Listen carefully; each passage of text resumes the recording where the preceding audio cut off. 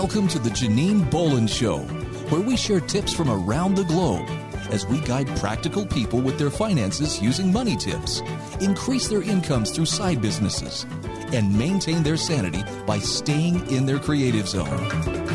Hi, this is Janine, and welcome to the show where we share tips from around the globe as we guide practical people not only with their finances using money tips, but also increasing their incomes through side businesses and maintaining their sanity while they're in their creative zone. As you know, the Janine Bolin Show used to be 4 different podcasts. It was the 3-Minute Money Tip, the Writer's Hour, Creative Conversations, the Thriving Solopreneur, and the Practical Mystic Show, which we have been running since 2017. We cobbled together all of those podcasts into one big podcast, and we like helping people with money, their knowledge, saving time, and dealing with their sanity. Today, we have with us Kathy McGranahan as a holistic energy practitioner. She utilizes energy modalities to provide her clients with a unique and individualized experience.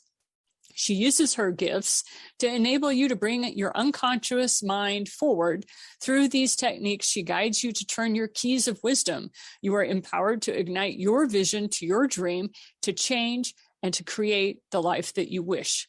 Kathy's knowledge comes from cultural and soul remembrance. As she heals her personal traumas, another level of ability comes forth. Her clients find her insight to be soulifying and fulfilling. She is certified in Usui and Medical Reiki and has Access Consciousness. She also provides insight with Ancestral Languages, gazing sound, and crystal energy. Her death doula experiences offers families and the loved ones transitioning some deep closure. And as a shamanistic spiritual practitioner, she invokes the soul. She offers individual and group classes and learning about Reiki, intuition, mediumship, and crystal energy. These opportunities provide time for personal insight and support. Also, did I mention, she happens to be a minister, and she offers customized weddings, blessings, and ceremonies for life transitions. Thank you so much for being with us on the show today, Kathy. I'm honored to be here. Thank you so much. So one of the fun things that you may not know is I have also been through shamanistic training myself and have been struck by lightning. Therefore, I'm with what they call the Heoka clan. And Kathy and I met at a spiritual retreat of all things out in the middle of Nowhereville, Indiana. Like you have to drive hours and hours out into farmland, and you go to Anderson and there's this spiritualist camp. And I was there helping some Native American work that needed to be done. And then Kathy shows up and she has her shamanistic practices, and we both looked at each other and we just started working together. So Kathy, I can't tell you how fun it is now to be online with you. It's a treat, that's for sure. So across the miles, the miles, here we are. And so one of the things that I really wanted to start going into is talk to us a little bit about what Reiki is, because there are many people out there that talk about Reiki, but what does it mean to you and with the way that you use it in your practice? So for me, Reiki, I started with the traditional Usui Reiki. And interestingly enough, my teacher, who I found through synchronicities, she taught traditional Usui Reiki. And after that attunement for me, she basically meditates on every single client she has to check in to see how quickly they can go through it or how much time they really need. And I was done with all 3 of my attunements in 3 months. She basically explained that with them, she's like, you've done it so many times before that it's okay. And to go ahead and just be done really quickly with your attunements. And for me, once I allowed that energy to enter me, I was able to heal my traumas on a whole different level. What I discovered through another energy peep after I explain what I see when I do my Reiki is I've actually been tuning into the 5th dimensional energies since like 2012, not knowing that's what I was doing. It's kind of cool sometimes after you do a modality, you figure out what you've done by talking to somebody or reading a book because you're guided by spirit. But I basically see the symbols in crystals and energy and colors separate from the actual traditional symbols that actually come from the tradition of the Japanese culture. So Yeah, and that's one of the things a lot of people don't know is that Reiki is actually a Japanese natural healing system. And it really means universal life or energy. And Kathy is very good about making sure that people understand where these modalities that she's using comes from. She's done the study, she's done the work. So you were talking about Usui Reiki, and now you've moved into this kind of your own customized brand of medical Reiki. So talk to us a little bit how you moved into that system. So medical Reiki actually is started by a woman in New York, and I apologize, I'm not remembering her name right now, but she actually was given a mission by the angels to start bringing Reiki into the mainstream, into doctor's office and hospitals and surgeons. And basically she wrote her book and then started teaching. And her basis is in New York, and she started back in when the 9/11 stuff was occurring. And medical Reiki, the visions and information she got has added to the base of the Usui Reiki. It's the base of the Usui Reiki, but it adds more dimensions of the angel work and specific guides for the medical issues that people have. So there's like Reiki drips and special Reiki guides that you personally get when you do the journey work with these, when you tune into the medical Reiki energies, which are just the same concept, universal energy, but just craft a little bit to cater to specifically medical needs that people might have. So when you talk about chatting with angels, this is like literally chatting with what Christians and Judeo-Christians may call like those sorts of angels. I mean, is that what we're talking about here? Yes. I appreciate the clarification. Yes. Angels, because I was raised Catholic, so angels for me are pretty normal. So, and you and I are both recovering Catholics, and yes. So we both understand that there's a hierarchy when it comes to the angelic realms, and that we are very familiar with, but not everybody goes into that depth. But just wanted to let you know that it was more of a Christian motif that comes into that Japanese Reiki when you start blending of traditions. And I just wanted to alert people that you have very purists who believe you don't blend, but it's very difficult for a shaman or a mystic like Kathy, especially at her level of caliber where she can help heal people. She basically helps those people heal themselves, but you kind of have to blend because of your own personal experiences. So talk to us a little bit about what got you started. Okay, here you are doing Usui Reiki, and then you move into medical Reiki, and then all of a sudden you got this shamanistic thing popping up. So define for us healer versus mystic versus shaman, because that's kind of that path that you were on. Interesting combination. Healer to me is someone who channels the energy for the person who is actually open to receiving it. The shamanistic part is tapping into the realms of the animal kingdom and the earth and the plants and the cardinal directions to tap into the energies of the earth elements to bring those in, as well as Native American ancestral lineage that can help, who are on your ancestors that are on the other side, who are part of your soul lineage that can be part of your healing process. And the other one, a mystic, interesting. A mystic to me is someone who's more of the combination of what all those can be and be, for me, combining all of those together in the right moment for that particular person, because they're mystical about it. That's my interpretation. Well, and that's one of the things that you and I are very much in agreement on, is that a mystic is a very individualized experience, whereas if you have a spirituality or a religion, that's an agreement by a huge group of people, like 20 or more are in agreement on a certain ceremony or something like that. But a mystic has very individualized, very specific experiences of their own that lead them back to source. So thank you so much for clarifying that on us. I really appreciate that. Sure. So with your own journey, though, you started off as a healer, And then you started having these very customized individual experiences just for you. And then you were called out literally to start the shamanistic work, which most people see as almost Native American. But what I learned from having traveled the world is that shamanism is all over the planet. It's a very specific way of looking at how to help a community, right? And how to help an individual. So how did you move out of where you were into shamanism? For me, there's a couple of things that happened. One, which was fascinating. Well, they're all fascinating. Because I actually picked a crystal before I was open to crystal stuff. I was at a jewelry show thinking, this is cool. Anyway, turns out it was a piece of apophyllite. And I went to this Native American mound in Columbus, Ohio. And I'm sitting there on the mound, holding this crystal, looking at the pretty stars, going, oh, what a nice night. It's summertime. And next thing you know, I'm chanting something in some language out loud and rocking back and forth, and tears are coming out of my right eye.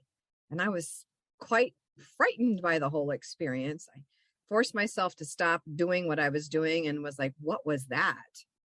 And a couple months later, through my spirit peeps, I went to an energy show, discovered through another Native American gentleman and his lovely dancing and singing that none of the things I heard were anything he was saying. And he's like, well, how do you know? And I'm like, I don't.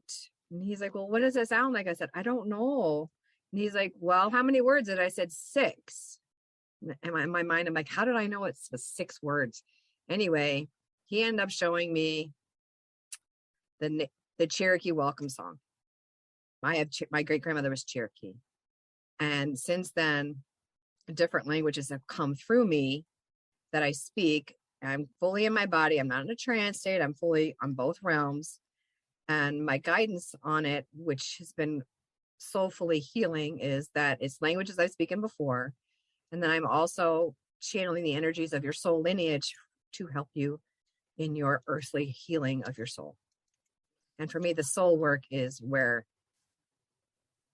it makes me happy, because we all have exit points when we're going to leave the earth, decide to stay or go and do our soul earth mission. And that's mine, is helping people with their soul work, because that's why I chose to stay. When I found out I was going to leave on a conscious level back in 2014, the other times I left, I didn't know what I was doing. So this time I'm like, oh, stay or go. And I decided to stay and full-fledged, both boots on the ground, do what I came here to do, help people with their soul work. So some people are still very much like, hey, I'm just trying to get healthy at a physical level. And what we're talking about is like, yeah, you have a physical body, you have an emotional body, you have a mental body, and then you have the spiritual body. So do you want to talk to us about what you see as far as how people bring disease in to their bodies? Because you can help people stop disease at a very high level before it even gets into the mental and emotional bodies. Yes, when there's an issue that we have that's on a soul level, that for grief, for example, I came into this earth plane with grief in my lungs as asthma. And when I choose to heal that asthma, I've dealt with the grief that I came into the earth plane with. Cancer, for example, is one that some people repeat more than once on this earth plane in different forms. Well, grief from asthma through your lungs is different from cancer. We bring something different to learn a lesson. Once we've learned that lesson or dealt with that, we can allow it to go. In the meantime, the disease is taking us on a journey for us to discover something. We either discover it and move through it and heal it, and our soul is stronger for it, or we choose to have that healing and that soul lesson through healing and leaving the earth plane.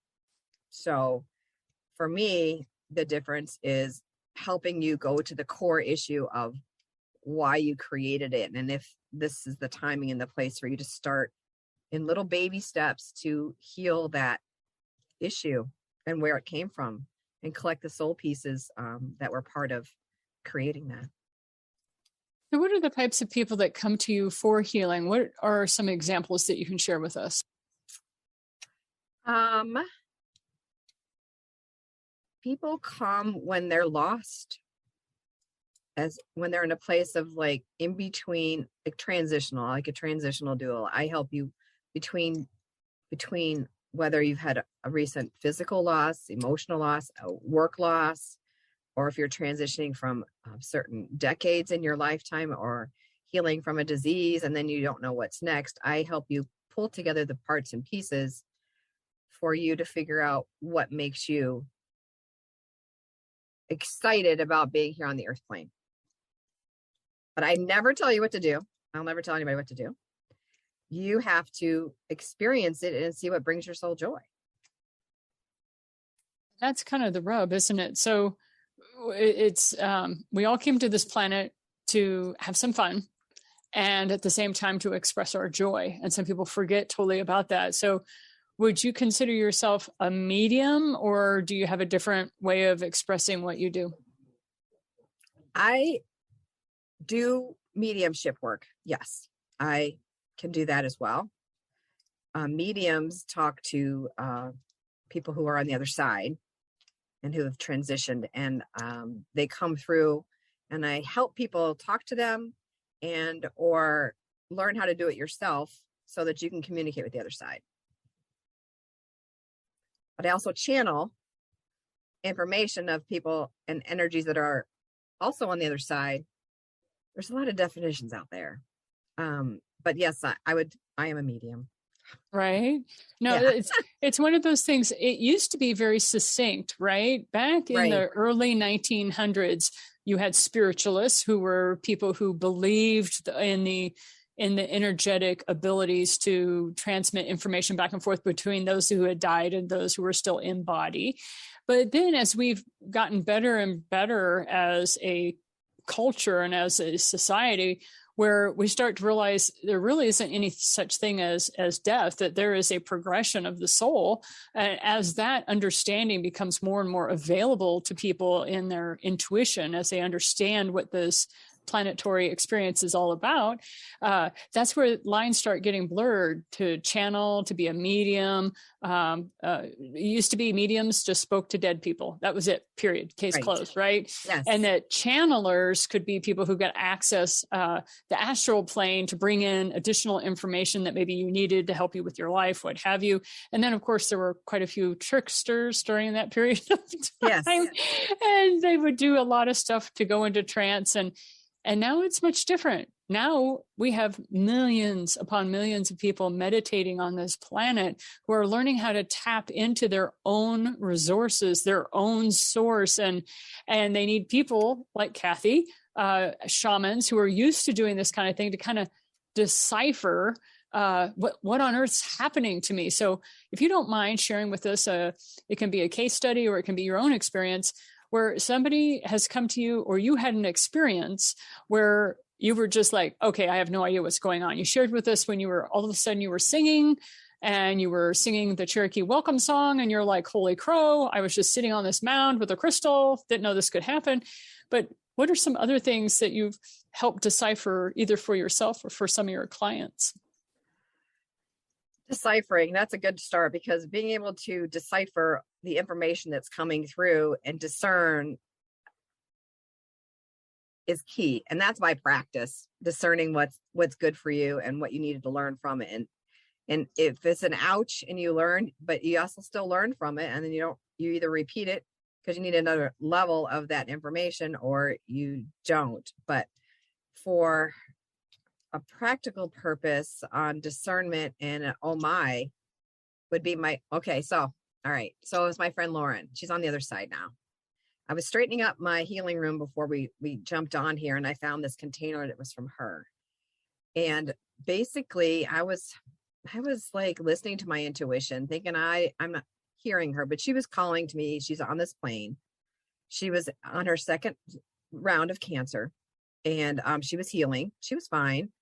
But turns out she was on the edge deciding what to do. And I drove 12 hours, got on the schedule to visit with her. I showed up at the door and she says, "About time you got here." And I started crying. 4 hours later, we were playing and having a blast. And then when smoked her peace pipe, and she checked herself into hospice and transitioned. And I was awestruck by this experience, because then I knew she transitioned because I saw this little, I didn't know it was her at the time. So this little green light on the porch eating my breakfast. And I'm like, they are so happy. Oh my goodness, how much joy could you possibly have? They're dancing and they're happy. Who's this green light? And I'm like, who's this green light? Some white and green. I'm like, oh, I wonder who that is. And then they showed me an orange light with some green, like a tie-dye. I'm like, orange, green, orange. Oh, that's Lauren. I gave her a green scarf when I was there, and I was wearing my orange scarf when I was there. So that was like, wow. Yeah. So I know for some people, they may not believe in any of this, and that's fine. That's not your life path, and that may not be anything you need to care about. However, when you are like Kathy and I, and you have had people in your life die very early on, the people that you cared about, Kathy and I started seeking very quickly, like, what is this life all about? Because of the intensity of the experiences. In my case, it was my mother. Kathy, in your case, who was it that passed that was so dear? My partner of 15 years, and then my mom 11 months to the day later. You're right. It was in a short period of time. You had two deaths. And it's like, when you have those very deep connections with people and they pass, and then you start having experiences because you're seeing them or you're hearing them or you're smelling their cologne or something, it becomes so intense and so frequent, you just can't blow it off. You have to go seeking. And so then, as the more you seek, the more you heal yourself, then people start calling you a shaman, because those gifts are now online and operating very well, and you're helping other people understand what's going on with their family members that have died and crossed over. And there's actually no such thing as death, but we call it that here on planet Earth. Right. We say somebody has died, right? But in actuality, like you said, they're in a state of extreme joy. Yes. They're in a state of extreme joy. And over and over, no matter how many times somebody has come to me and said, "Hey, Janine, can you check in with my Uncle Charlie or my Aunt Rosie or, whoever it is? How are they doing?" It's like you almost start giggling and you're laughing, and you don't mean to minimize the pain of separation that the person is having, but it's like, but that's where they are. They're like happy, they're doing well, they had their time on planet, and now they're off that ride of riding around on this rock that goes around the sun. So talk to us a little bit about when somebody comes to you, Kathy, and they're asking for help, whether it's physical healing, emotional trauma healing, or they want to talk to great Aunt Rosie or, whatever. What happens to a person after they experience a session with you? Yes, after a session. Sometimes I never see the people, or they're in another country. And this one woman, she wanted some insight. I still remember her. I remember her face because she came back again. And turns out she confided in me that she really wanted to know what was wrong with her medically. She never told me that when we were here. She just wanted to be open to what she was supposed to receive. So when she got home, she was getting the mail the next day, and she fell at the mailbox. And they couldn't figure out what was wrong with her. And so they had all this testing, and turns out she had a very rare form of blood cancer. 18 months later, she was back for another round of, okay, what's next? So it's really, you get a chance to discover what your soul wants and seeks based on what we channel for you, the tools that come through for you, the information that comes through. You get to create what gives you joy, and go through the things that need to be sifted through in order for that joy to come. And I am just a catalyst to bring those energies through for you, the tools that you need on this earth plane to figure those out. And a lot of people take this as very serious work, right? And you and I are constantly having to remind people, look, nothing serious is really going on here on planet Earth, because this is just a creation. This is just a stage play for us, right? So how do you kind of ease people into that understanding of this is supposed to be a place of joy and happiness, not what you see around you. Well, I laugh a lot and people find it interesting because they think it's not funny, but it really is. But it isn't at the same time. Not funny, but it is funny. It's like, ouch. Yeah, it hurt, but you did it, right? So it's like, why did I create that ouch? And it's just like, of all the things that are here on this earth plane,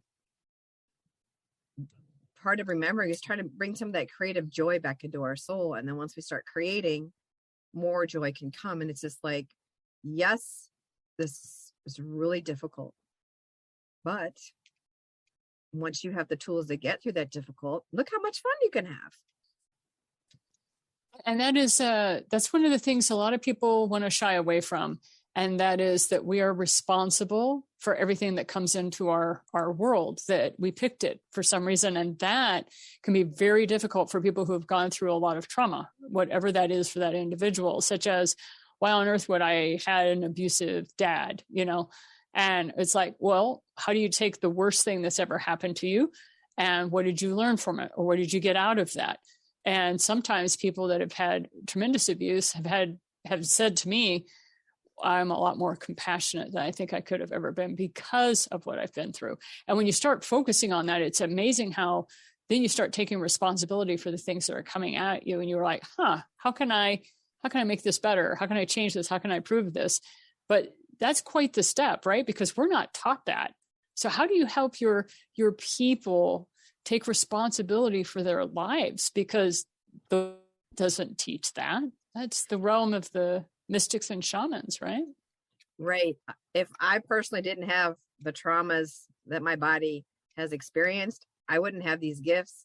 I wouldn't have this deep understanding, and I wouldn't have the joy and excitement of sharing this, because I learned quite a bit and some understandings that I would not have had if I didn't experience these traumas. And until I experience these traumas, I can't help somebody else. And once I go through a new trauma or have a new trauma, yay!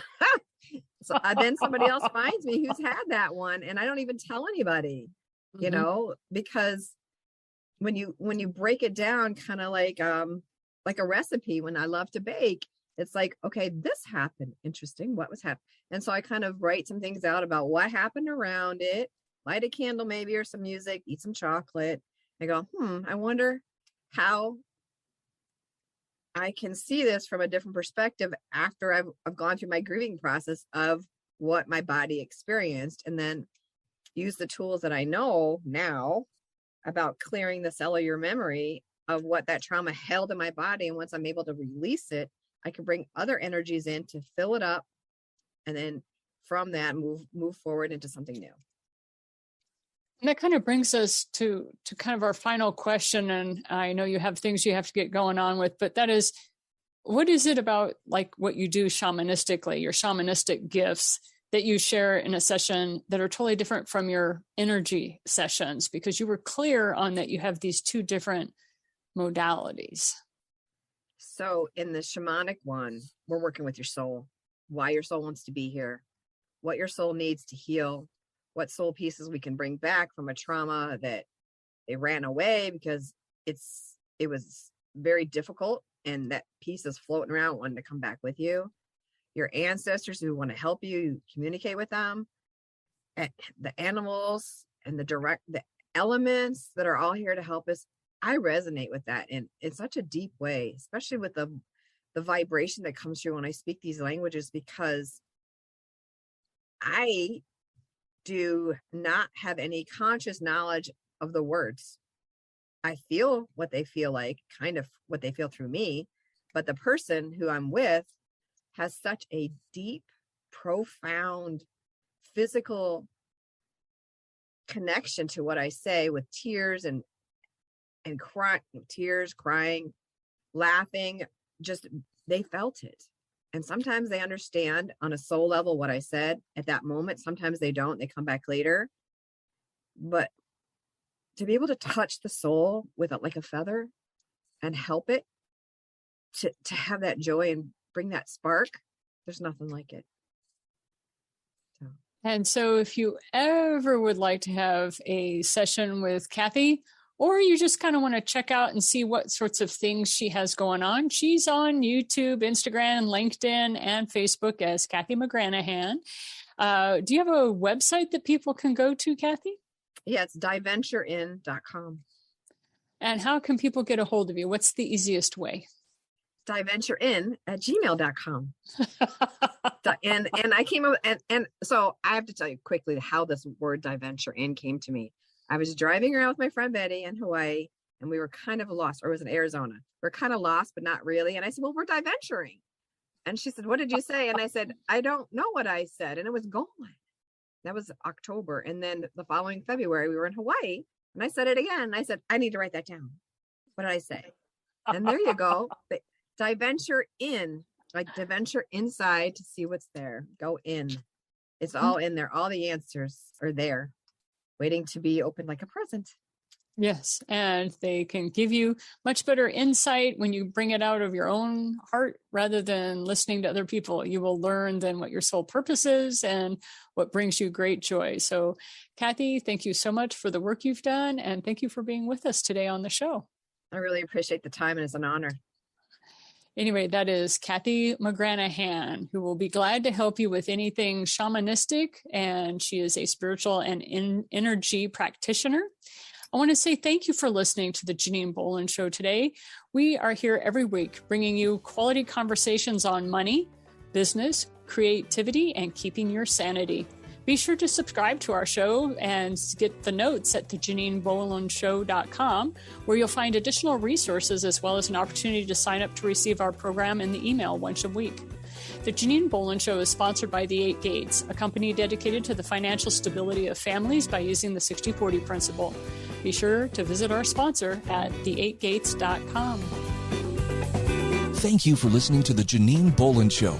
Be sure to subscribe to our show notes by going to theJanineBolinshow.com, where you'll find additional resources as well as the opportunity to sign up to receive our program in your email each week. Be sure to visit our sponsor at the8gates.com.